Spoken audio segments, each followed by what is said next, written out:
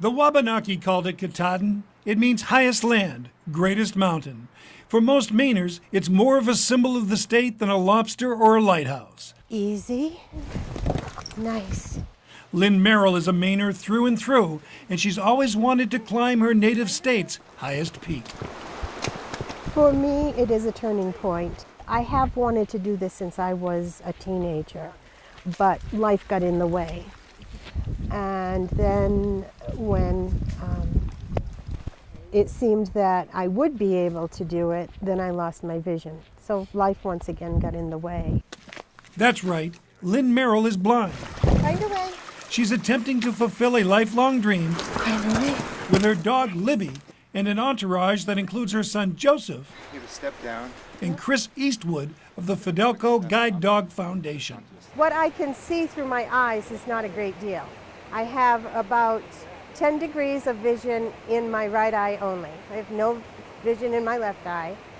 So I guess I could explain it to you as if you put glasses on and covered them with wax paper,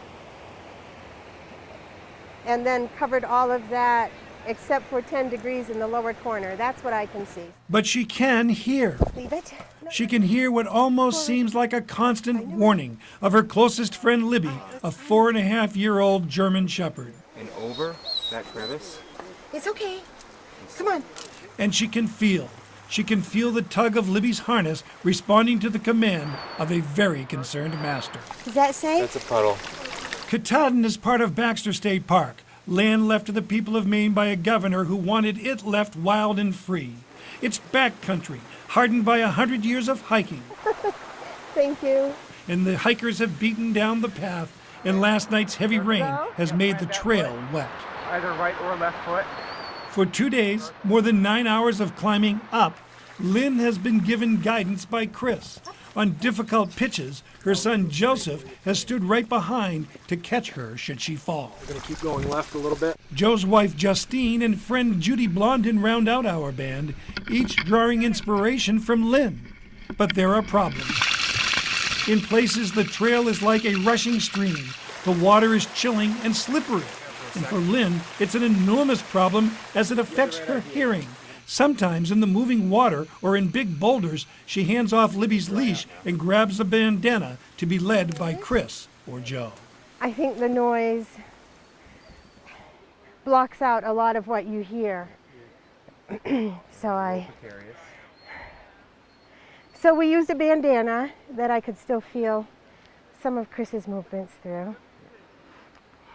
How are your feet? Wet. And I have good boots. But that's okay. I imagine everybody's wet. Doesn't matter how waterproof your shoes are when it goes in over, yeah. That's okay. This is strange. This feels like we're gonna fall through.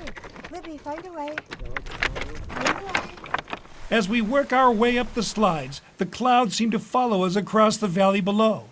Finally, we are on Katahdin's tableland, 1 mile from the summit.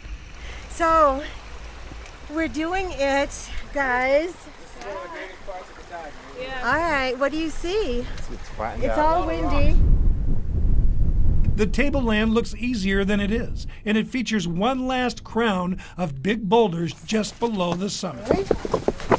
It takes more than an hour to slowly, painstakingly navigate across it. We're going to go from saying we're doing it to we did it.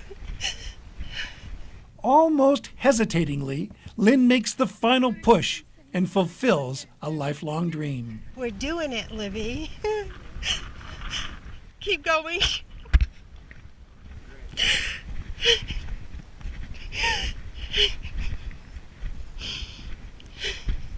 I didn't expect this to happen.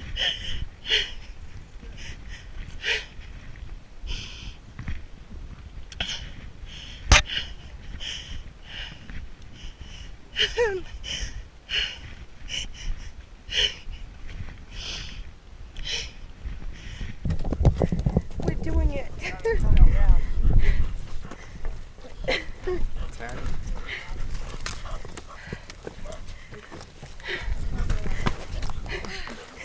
Can we say we did it? Yeah, the land.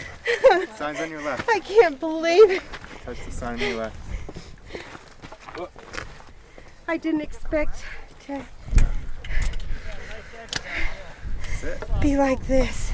Libby, You can reach out to your right. we are here. Directly behind you.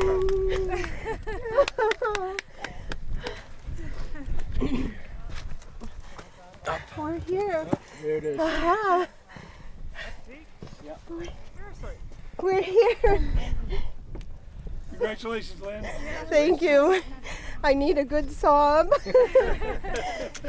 We went from saying we're doing it to we did it.